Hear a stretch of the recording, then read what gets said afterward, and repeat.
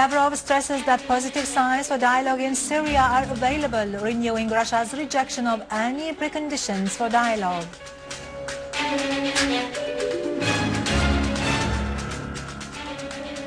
Our army units hunt down dozens of terrorists and confiscate their weapons.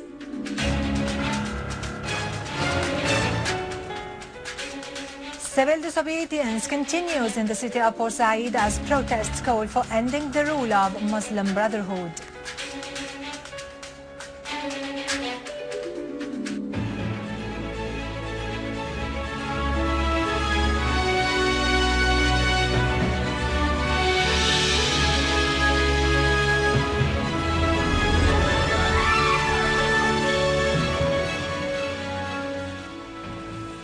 Good afternoon and welcome to our news for today.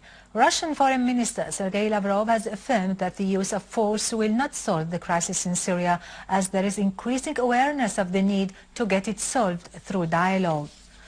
At the conclusion of the Russian Arab Forum in Moscow, Lavrov said, "The Arab League's suspension of relations with Syria is incorrect," underlining the need of starting dialogue between the government and the opposition. He added that Russia would support such dialogue and help create the relevant appropriate circumstances on the basis of the Geneva Statement.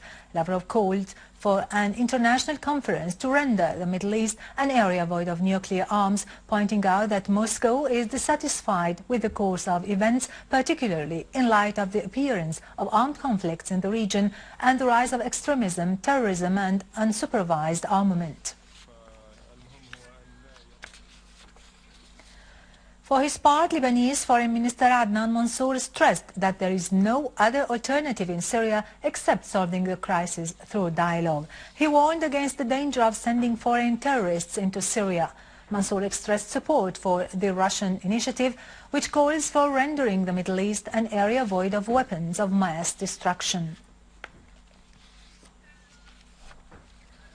Iranian Foreign Ministry spokesman Ramin Mahmoudparest has emphasized that solving the crisis in Syria can only be achieved through dialogue and negotiations between the government and the opposition.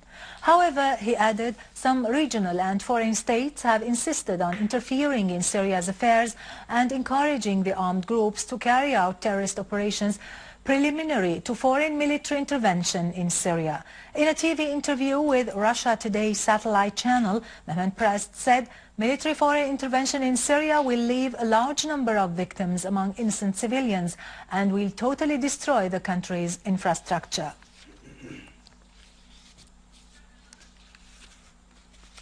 Former Australian Foreign Minister Gareth Evans has said that sending arms to the Syrian opposition will not bring about peace to Syria. In an interview with the Czech Respect magazine, Evans pointed out the Syrian opposition includes undemocratic trends, warning against the growing radicalism of some of its groups. The former Australian Foreign Minister said, "The best solution for American and European politicians is to refrain from obstructing political negotiations." He added that foreign military intervention in Syria may render the situation worse.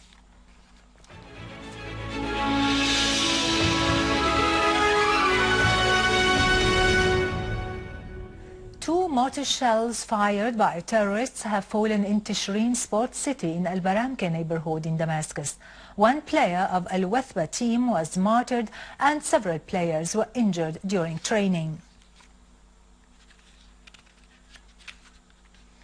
Our army units have continued to pursue terrorist groups in the four farms of Douma, Harasta, Al-Rihan and Kafar Batna in eastern Ghouta, killing and injuring several terrorists and destroying their hideouts, which included automatic rifles, machine guns and large quantities of ammunition. Our army units have targeted in series of operations terrorist gatherings in several areas in Idlib suburbs. The operations were carried out in Al-Shaghr, Al-Bshiriyeh and Al-Janudiyeh crossing in Jisr Al-Shughur suburbs, as well as in Ditta and Ma'arrit Masrin, Al-Nayrab and Abu Zuhur. Several terrorists were killed and their weapons were destroyed. Many inhabitants of Al-Tamne and Sijar villages and Mharde town have streamed to Mharde Western Square in the governorate of Hama to express support for the Syrian Arab Army's efforts in confronting the terrorists and to voice their denunciation of the acts of sabotage and vandalism perpetrated by the armed terrorist groups against public institutions. In Homs suburbs, an army unit has thwarted an attempt by two terrorist groups to infiltrate into the country from Lebanese territories through Halat and Ayun al-Shara positions in Talkalakh suburbs. Several terrorists were killed and wounded as others fled into Lebanese lands. In Homs countryside, competent authorities broke into a hideout used by terrorists in Jobar fields in the city's suburb and confiscated large quantities of weapons and ammunition. An army unit also repelled terrorists' attempt to smuggle weapons and medical equipment into Al-Qusayr countryside across the Lebanese borders.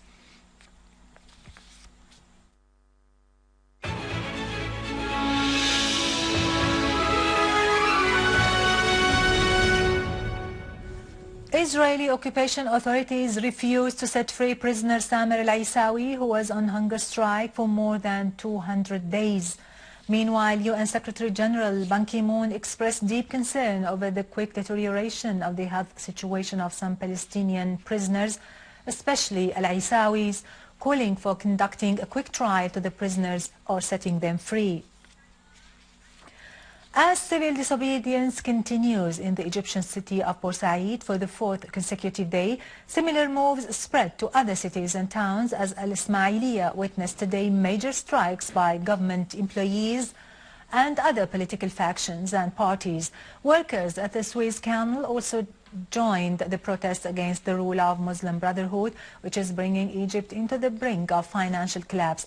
Meanwhile, the opposition National Salvation Front rejected any dialogue with President Morsi and decided to boycott the upcoming parliamentary elections unless it gets guarantees of fairness and transparency. The Popular Current joined the Salvation Front, announcing that it will not take part in the elections. Back to our local news, the People's Assembly held the second session of the third regular course of the first legislative term headed by Assembly Speaker Muhammad Jihad al-Laham. Members of the Assembly asserted that the Cabinet should work to meet the aspirations of the Syrian people in developing and protecting the country. They pointed out the importance of the political program to solve the crisis in Syria as it enhances the firm principles and the independent national decision. Members of the Assembly also called on all concerned parties to exert efforts and to work in full capacity in order to provide the citizens' daily needs. The Assembly referred a number of draft laws to the specialized committees. Speaker of the People's Assembly Muhammad Jihad al-Laham reviewed with an Iraqi media delegation the latest situation in Syria. Mr. al-Laham pointed out the bulk of conspiracy against Syria, which aims to weaken its resisting role and to undermine its national stances in the region. Assembly Speaker referred to the unprecedented media provocation which is launched by certain misleading TV channels in order to aggravate the crisis in Syria. For their part, Iraqi journalists asserted their stances in support of the Syrian people, begging them to face the savage war that target their resisting stances.